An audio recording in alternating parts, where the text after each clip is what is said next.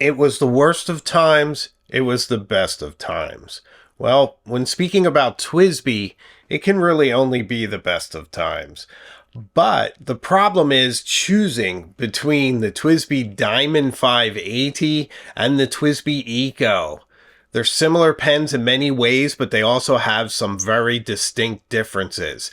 So which one should you choose? Let's break it down and figure this out together.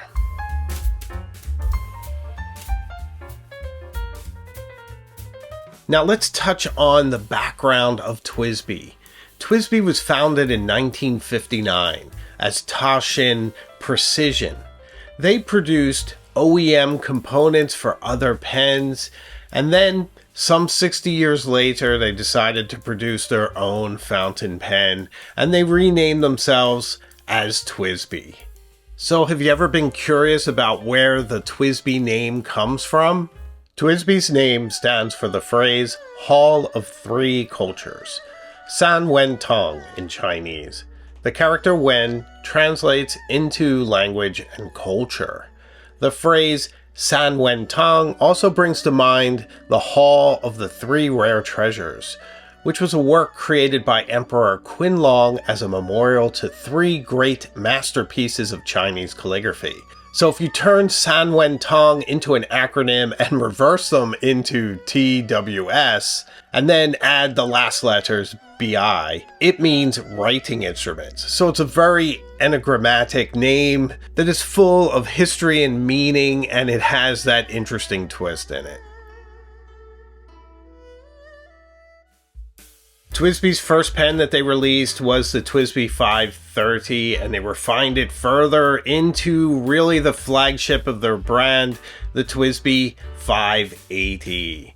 The TWSBI 580 was the first TWSBI that I ever received. I got it as a Christmas present from family, and I've been using it ever since. It's an absolutely delightful, amazing pen.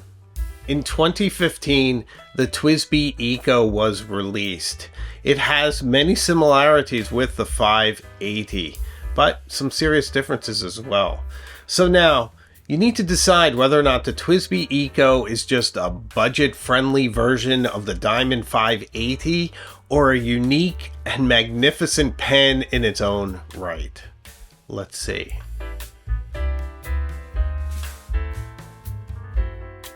Now, TWSBI has a very distinctive design, visual vocabulary.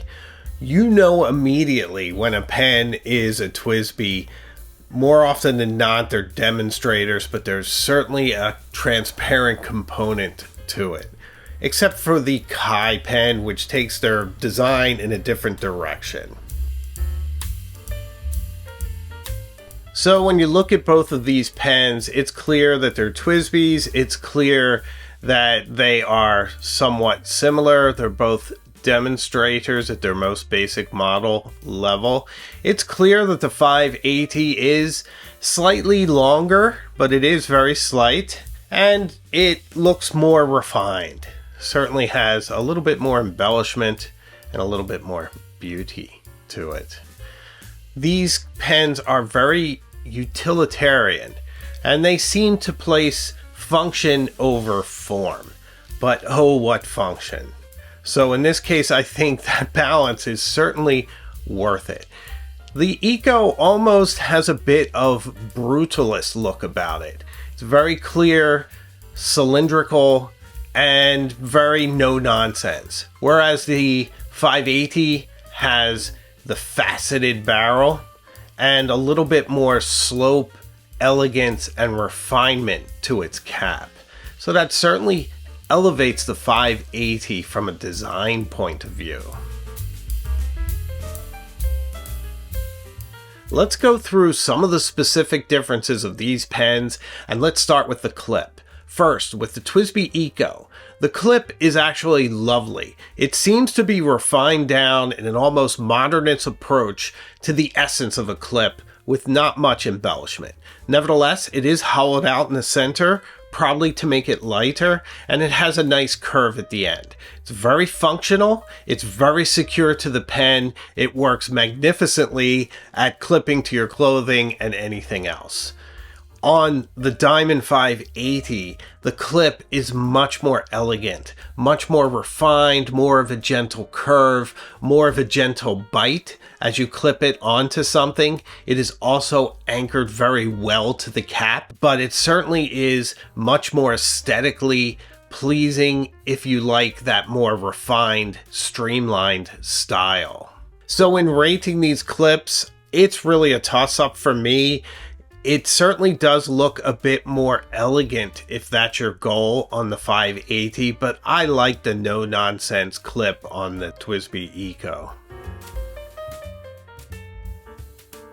So these clips are attached to caps. Let's give some thought to the caps. The TWSBI Eco has a very basic faceted cap. I love this. It doesn't have any taper, and there's just something really interesting to me, very modern and almost a little harsh, and I like that. It does have some protective metal around the edge, which I love in any fountain pen cap. You always win me over when it's well protected. It also has the inner cap to keep your nib nice and juicy anytime you reach for it. That's very important. On the Diamond 580, you have these same elements, but once again, they are elevated a bit. And there's some differences with the cap. First off, aesthetically, the cap tapers into a gentle, rounded top, which is lovely. The Diamond 580 is more refined, more streamlined, so it keeps that theme going. It also has metal protecting the cap, only here you get more of it. And here it's more elevated, more lovely, and the fit and finish is a little bit more precise. So let's unscrew these caps and compare the nibs. First off, on the TWSBI Eco, we have a Jowo number 4 nib. Very sleek, very elegant, very pretty. TWSBI's nibs just seem to be somehow extra reliable and always on the wet side. I don't know what they're doing, what sort of magic or specs they're using, but I'm always impressed with their nibs and I've never had an issue with them. And if I did, they'd be easy enough to swap out, which we'll talk about in a moment. So let's unscrew the cap on the Diamond 580, and it reveals a number 5 Jowo nib. It's a bit larger, it's beautiful, and also very nice, has the same reliability, the same wetness, the same incredible ink flow, and just a lovely expressiveness. So on the nibs, I would probably give this one to the 580. I prefer slightly larger nibs in the Eco, but both are magnificent and both perform similarly. We have discussed the nib. Let's talk about the grip, because this is where there are some seriously huge differences. On the TWSBI Eco, the grip is incorporated into the overall pen. It's part of the molded plastic.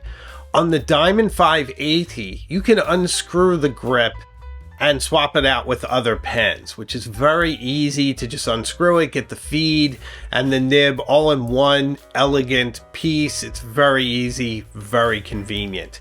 Now the grip on the Diamond 580 is either aluminum or plastic, depending on the model. On the Eco, the nib and the feed slide in and some friction holds it in place, and you need to pull it out, which sometimes can be a little difficult. I find that a piece of a rubber glove or some other latex will help you to get a nice grip on that and pull it out.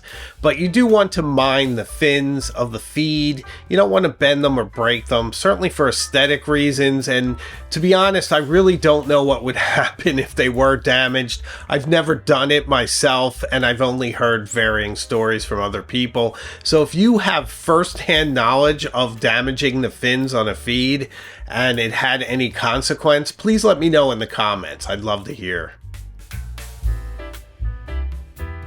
So let's move down these pens to the filling mechanism, and both of them have piston fill systems internal. They're absolutely amazing. I will say that the Diamond 580 is much more robust, much more precise. It feels much tighter and it is much more effective. Nevertheless, the ink capacity is very similar. It's 1.98 milliliters on the 580 and 1.76 on the TWSBI Eco. That's a very small difference. Nevertheless, it is a difference. But with both of these pens, you can journal for years, seemingly. The enormous ink capacity sometimes can be a negative because it's fun to change inks. But if it is a negative, these pens share it jointly. But if you do put an ink into this pen and you fill it all the way, you are committed to it for a very long time until you run out. But you will see that moment coming once you do. I mean, one of the great things about these pens, and I mean both of them, is that they are journaling monsters. You can write for days. If you want to write a book, you could probably get through half of it with either one of these pens. They're both amazing in their ink capacity. So another difference between these pens is the weight. The Diamond 580 is 28 grams, whereas the TWSBI Eco is 21 grams. And for me, I prefer a lighter pen. So let's talk about another difference between these pens, and that is posting. Do you post your pens? Well, this is important. So the TWSBI Diamond 580, you can post. It's not really recommended because you're posting onto the twist mechanism for your fill system. Nevertheless, you can post it. I've done it in the past, but it does make it comically long. And you run the risk of really messing up the mechanism and making it loose over time. So the TWSBI Eco can post a bit better. It goes around the fill mechanism, but nevertheless, it's still sort of uncomfortable and a bit long. So personally, I don't post either of these pens, but if you insist on posting, as I used to do, then you probably want to go the TWSBI Eco route because it's just more elegant and a little more functional when writing posted. I honestly think the Diamond 580, I mean, that's really just for hardcore posters. Okay, let's compare these two overall and then we'll get into value. So essentially what you have with the Diamond 580 is a pen with much more refinement, much more robust parts, and the biggest difference between them really is the tapering cap and that faceted barrel. So it is very lovely how it reflects in the light. And the plastic resin that the pen is made of is of a very high quality. So there's nice transparencies, nice polish reflection. Very nice pen. The TWSBI Eco is much more utilitarian. It's pared down to its essence. It's definitely function over form, but that form has a certain brutal beauty to it. I just adore this pen for that. It has a certain earnestness that I like. In practice, writing with either feels very similar. The Diamond 580 feels a bit heavier and a bit longer, and so I generally prefer the TWSBI Eco. I like its utilitarian elegance, but we have to get to value. This is a very important part because the TWSBI Eco is around $33. Now you can spend as much as $50 for some of the special colorways, but they start at $33. The TWSBI Diamond 580 is $80. So that is a significant difference. Can you really justify 2.42 times more expensive for a pen just based on some refinements when in practice, I mean, really the TWSBI Eco is lighter. And to me, lighter is more comfortable. So I can't in clear conscience recommend the Diamond 580 to you versus the TWSBI Eco. I just like it as much, maybe even a little better. And I like that it's lighter, and I sort of like its sort of charming ugliness. So for me, the price difference just isn't justifiable. But I do get it if you want something more refined, more elegant. It certainly competes with pens that are much more expensive. That's the thing about TWSBI. I mean, do you really need another pen, even with the Eco? I've made that argument before. And that's what I love so much about this brand. You do get so much value that even if you do go that extra step, it's still a fantastic value. So I guess my opinion hasn't been swayed. I'd still go TWSBI Eco over the Diamond 580. Nevertheless, I'm really happy I own both. And I love that the first one I got was a present. It means a lot to me. Well, let me know what you think in the comments. So thank you so much for watching this video, and if you've reached this point and you haven't subscribed, I see that about 60% of you haven't subscribed that watch these videos. Please do. I'd love to have you along on this journey with us, and I promise I'll take you to some pretty interesting places. Also, if you really want to support the channel even more, membership is available. I make it really interesting in the membership area. We do a lot of fun stuff, so I'd love to see you behind the scenes. So I make new videos all the time, and I have a live show Tuesday nights at 8. So I can promise you one thing. We will see each other again very soon, further up the road. So take care.